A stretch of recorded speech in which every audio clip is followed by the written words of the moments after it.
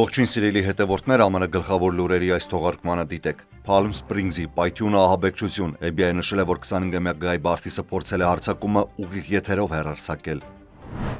Օդերևութաբանական նոր զգուշացում, նոր պտտահողմեր են սպասվում Արևելյան Օքլահոմայում, Ալաբամայում, Միսիսիպիում և Թենեսիում։ Ճանապարհին ողբերգություն Օհայոյում գնացքը վրաերթի ենթարկել ընտանիքի 4 անդամների մայր, դուստր և հնգամյա երեխա զոհվել են։ Ջո Բայդենի առողջական վիճակը մտահոգիչ է, նախկին նախագահի մոտ ախտորոշվել է ագրեսիվ քաղցկեղ մետաստազներով։ Թրամփը հրադադարի նախաձեռնությամբ Միացյալ Նահանգների նախագահը հեռախոսազրույցներ է ունեցել Պուտինի, Զելենսկի և եվրոպական առաջնորդների հետ։ Նոր պապ, նոր ուղերձ աշխարհին, Լեոն 14-ը պաշտոնապես գահակալել է, խոստանալով միասնություն, արդարություն և խաղաղություն Ուկրաինայում և Գազայում։ Թրամփի վարչակազմին թույլատրվել է կասեցնել 350,000 վենեսուելացիների պաշտպանված կարգավիճակը։ Մելանիա Թրամփի օրինագիծը Take it down ակտը ստորագրվել է, ինտիմ բովանդակության տարածումը առանց համաձայնության դառնում է դաշնային հանցագործություն, ներառյալ deepfake-ը։ Նոր հարկային փաթեթ, նոր վեճեր, Թրամփի ներկայացրած մեկ մեծ գեղեցիկ օրենքը կարող է դառնալ պատմական կրճատում։ Այս եւ այլ լուրերի մանրամասները հաջորդիվ։ Դաշնային հետաքննությունների բյուրոն պաշտոնապես հայտարարել է, որ Կալիֆոռնիայի Palm Springs քաղաքում վերարտադրողական բժշկական կենտրոնի մոտ տեղի ունեցած պայթյունը ահաբեկչություն էր։ Գործով կասկածյալ է ճանաչվել 25-ամյա Գայ Էդուարդ Բարթիսը 29 Palms քաղաքից։ FBI Լոս Անջելեսի գրասենյակի փոխտնօրեն Ակվիլ Դեյվիսը կիրակի օրը հայտնել է, որ պայթյունը տեղի ունեցել է ավտոմեքենայի ներսում կամ մոտակայքում վերարտադրողական կենտրոնի դիմաց կայանված ժամանակ։ Մեկ մարդ է զոհվել, առնվազն 4-ը վիրավորվել։ Բարեբախտաբար կլինիկայի ներսում պահվող սաղմերը նշում են, որ չեն տուժել։ Դեյվիսը նշել է, որ Բարթիսը ամենայն հավանականությամբ մահացել է հենց պայթյունի ժամանակ։ Նա նաև բացահայտել է, որ կասկածյալը փորձել է հարձակումը ուղիղ եթերում հեռարձակել։ FBI-ը ներկայումս խուզարկություն է իրականացնում նրա տանը եւ վստահ է, որ այլևս վտանգ չկա հանրության համար։ Տեխասից մինչև Կենտուկի տեղի իշխանությունն ու բնակիչները մաքրում են ավերակները, մինչդեռ օդերևութաբանները նախազգուշացնում են նոր պտտահողմերի և փոթորիկների վտանգի մասին։ Վերջին 4 օրերին տիրող ավերիչ եղանակի հետևանքով զոհվել է նվազագույնը 28 մարդ։ Ամենածանր հարվածը հասցվել է Քենտուկի նահանգին։ Լորելի շրջանն ամենաշատ վնասներն է կրել։ Տներից մինչև մեքենաներ, ավերակների վերածված բնակավայրեր։ Միայն այստեղ զոհվել է առնվազն 19 մարդ, իսկ հարյուրավոր բնակիչներ մնացել են առանց տանիք։ Լոնդոն քաղաքի օդանավակայանը, որը նույնպես վնասվել է, դարձել է օգնության բաշխման հիմնական կենտրոնը։ Սենթ Լուիսում պտտահողմը ավերել է ավելի քան 5000 տուն։ Քաղաքապետ Կարա Սպենսերը նշել է, սա նախադեպ չունեցող աղետ է, որը ավերել է 8 մղոն երկարությամբ տարածք, երբեմն մինչև 1 մղոն լայնությամբ։ Զոհվել է 5 մարդ, տասնյակները վիրավորվել։ Զոհեր են գրանցվել նաև Միսուրիում և Վիրջինիայում։ Օդերևութաբանական ծառայությունը զգուշացնում է, որ այսօր պտտահողմերի ռիսկը կենտրոնացած է Արևելյան Օքլահոմայում, իսկ երեքշաբթի Ալաբամա, Միսիսիպի և Թենեսի նահանգներում։ Մենք այժմ նախնական գնահատմամբ ունենք ավելի քան $1 միլիարդ գույքային վնաս, ինչը դեռևս չի ներառում այն մարդկային ծանր հետևանքները, որն այս աղետը թողել է մեր համայնքի վրա։ Վերականգնման գործընթացը երկարատև է լինելու, քանի որ ոչնչացման ծավալը պարզապես աներևակայելի է։ Մենք բնակիչներին հորդորում ենք առաջիկա 24 ժամվա ընթացքում կենտրոնանալ փոթորիկի նախապատրաստական աշխատանքների վրա, օգտագործելով ծածկոցներ, փայտե ձողեր, տախտակներ և այլն։ Խնդրում ենք լինել առավելագույնս զգույշ, այս տարածքը դեռևս անկայուն է։ Հատկապես խնդրում ենք զերծ մնալ ընկած էլեկտրական լարերին մոտենալուց։ Մենք աշխատում ենք դրանք չեզոքացնելու համար, սակայն ձեր անձնական անվտանգությունը պետք է լինի առաջնահերթ։ Օհայոյի հյուսիսային հատվածում գտնվող երկաթուղային կամրջի վրա գնացքի հարվածից զոհվել են ընտանիքի 3 անդամ՝ 2 կին և հնգամյա աղջիկ, իսկ 1-ամյա երեխային հաջողվել է փրկել։ Այս մասին հայտնել է Ֆրեմոնտի քաղաքապետ Դենիս Սանչեսը։ Ընտանիքը Ֆորտ Ուեյն քաղաքից էր, Ինդիանա նահանգ, եւ գտնվում էր ձկնորսական արշավի ընթացքում Սանդասկի գետի մոտ։ Դեպքը տեղի է ունեցել կիրակի երեկոյան, երբ ընտանիքի անդամները կամրջի վրա էին։ Ըստ քաղաքապետի դեռևս անհասկանալի է գնացքն իրականում հարվածել է բոլոր 4-ին, թե նրանցից ոմանք փորձել են փրկվել ցատկելով գետը։ Զոհված 2 կանայք մայր և դուստր են, իսկ 1-ամյա փոքրիկ աղջիկը, որը ևս հայտնվել էր ջրում, փրկվել է եւ այժմ բուժում է ստանում հիվանդանոցում։ Նախկին նախագահ Ջո Բայդենի մոտ ախտորոշվել է ագրեսիվ շագանակագեղձի քաղցկեղ, որը մետաստազավորվել է դեպի ոսկորներ։ Այս մասին նշված է նրա գրասենյակի կիրակնօրյա հայտարարության մեջ։ 82-ամյա Բայդենը եւ ընտանիքի անդամները այժմ քննարկում են բուժման տարբերակները բժիշկների հետ։ Բայդենի ֆիզիկական առողջությունը եւ մտավոր վիճակը երկար ժամանակ լրատվամիջոցների ուշադրության կենտրոնում էր։ Նրա գրասենյակը նշել է, որ չնայած քաղցկեղը ագրեսիվ է, այն հորմոն զգայուն է, ինչը հնարավորություն է տալիս վերահսկել։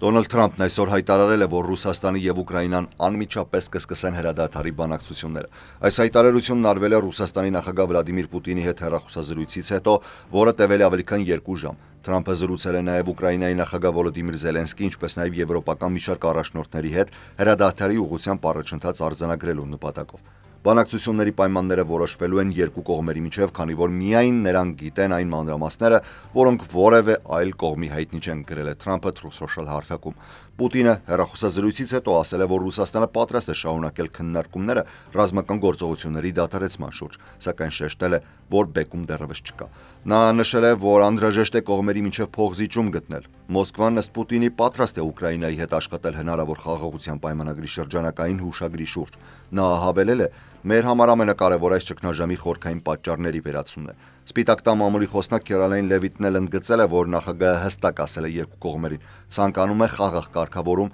եւ հրադադար որքան հնարավոր է շուտ։ Հռոմի Պապ Լեոն 14-ը պաշտոնապես սկսել է գահակալությունը, կիրակի օրը ուղղելով նաև ուղերձ պահպանողականներին եւ կոչ անելով միասնության, միևնույն ժամանակ խոստանալով շարունակել հանգուցյալ Պապ Ֆրանցիսկոսի սոցիալական եւ բնապահպանական ժառանգությունը։ Վատիկանում Սուրբ Պետրոսի հրապարակում հավաքված բազմությունը ողջունել է Լեո 14-ին, այնուհետև վերջինս հանդիսավոր գահադրվել է, դառնալով Հռոմի կաթոլիկ եկեղեցու 267-րդ Պապը եւ Վատիկանի ինքնիշխան միապետը։ Նա հաջորդում է Պապ Ֆրանցիսկոսին, որը մահացավ ապրիլի 21-ին 12 տարվա, հաճախ նաև դժվարին գահակալությունից հետո։ Ֆրանցիսկոսը հայտնի էր աղքատների եւ մերժվածների պաշտպանությամբ, բայց նաև բախվում էր եկեղեցու պահպանողական թևի քննադատությանը։ Իտալերենով արտասանած իր քարոզում Լեոն ասել է, որ պատրաստ է դիմագրավել ժամանակակից աշխարհի հարցերին, մտահոգություններին եւ մարտահրավերներին։ Պահպանողականներին ուղղված ակնարկով նա խոստացել է պահպանել քրիստոնեական հավատի հարուր ժառանգությունը եւ բազմիցս կոչ արել միասնականության։ Անդրադառնալով համաշխարհային հակամարտություններին, Պապը կոչ արել արդար եւ տևական խաղաղության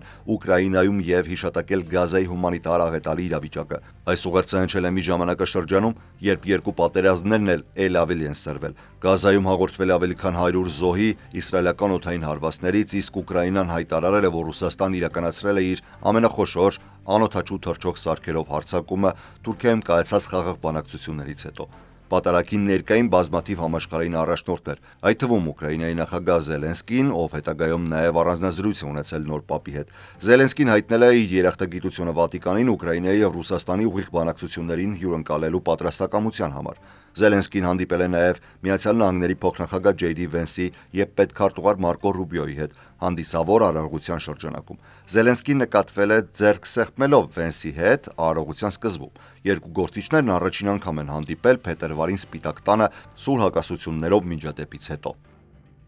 Գերագույն դատարանը թույլատրել է Թրամփի վարչակազմին զրկել Վենեսուելայից ժամանած 350,000 մարդկանց ժամանակավոր պաշտպանության կարգավիճակից։ Սա նշանակում է, որ նրանք կարող են ենթարկվել արտաքսման։ Դատարանի որոշումը ժամանակավորապես դադարեցնում է Սան Ֆրանցիսկոյում դաշնային դատավորի կայացրած որոշման գործողությունը, որը պահպանել էր այդ կարգավիճակը, չնայած այն պաշտոնապես լրացել էր դեռևս նախորդ ամիս։ Գերագույն դատարանը որևէ հիմնավորում չի ներկայացրել, ինչը սովորական է նմանատիպ հրատապ գործերի դեպքում։ Ժամանակավոր պաշտպանության կարգավիճակը տրամադրվում է այն անձանց, ովքեր արդեն գտնվում են Միացյալ Նահանգներում եւ որոնց հայրենի երկրները համարվում են վտանգավոր բնական աղետների կամ քաղաքացիական անկայունության պատճառով։ Այս կարգավիճակն ապահովում է օրինական կացություն եւ աշխատելու իրավունք։ Թրամփի վարչակազմը վերջին ամիսներին մի շարք հրատապ բողոքներ է ներկայացրել Գերագույն դատարան, հիմնականում ներգաղթի հարցերով։ Վարչակազմը նպատակ ունի հանել այն մեխանիզմները, որոնք թույլ են տվել ներգաղթյալներին մնալ Միացյալ Նահանգներում։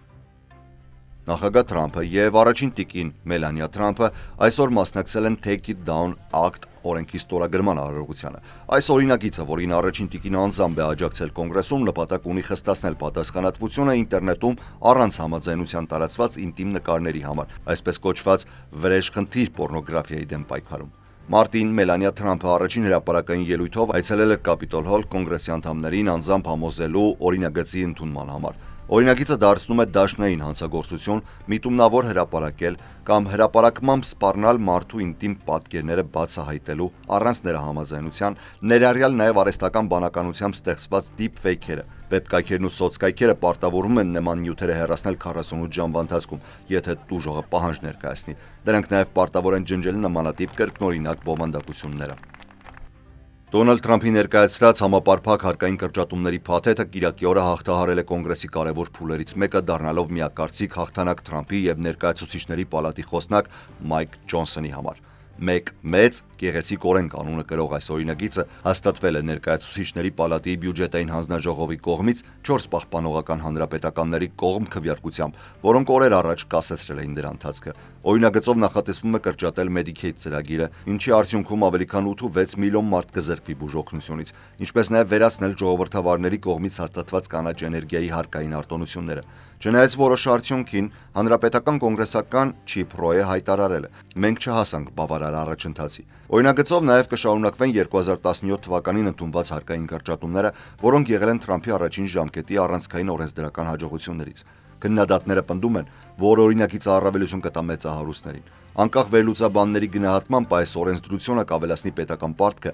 3-ից 5 տրիլիոն դոլարով առաջիկա տասնամյակում։ Moody's-ի վարկանիշային գործակալությունը հենց պարտքի աճով էր պայմանավորված, որ ԱՄՆ վարկանիշը իջեցրել է։ Ֆինանսների նախարար Սքոթ Բեսենթը կիրակի հարցազրույցի ժամանակ անտեսել է Moody's-ի որոշումը, պնդելով, որ օրինագիծը տնտեսական աճ կապահովի, որը կգերազանցի պարտքի մակարդակը։ Սակայն կոնգրեսի անկախ բյուջետային գրասենյակի տվյալներով նման փոփոխությունները 2017-ին մոտ 1.9 տրիլիոն դոլարով մեծացրել են դեֆիցիտը, նույնիսկ դրական տնտեսական ազդեցությունները ներառելով։ Խոսնակ Ջոնսոնը հայտարարել է. Moody's-ի կողմից վարկանիշի նվազումը ցույց է տալիս, թե որքան կարևոր է այս հարկային օրինագիծը։ Սա պատմական ծախսերի կրճատում է, որը կփոխի Միացյալ Նահանգների տնտեսության ընթացքը, ասել է Ջոնսոնը։ Ակնկալվում է, որ օրինագծի վերաբերյալ Ներկայացուցիչների պալատում քվեարկությունը կկայանա այս շաբաթվա ընթացքում։ Այսօրվա լուրերից առանձնացրել ենք այսքանը։ Ես Հարություն Մինասյանն եմ։ Շնորհակալ եմ ուշադրության համար։ Առողջ եղեք։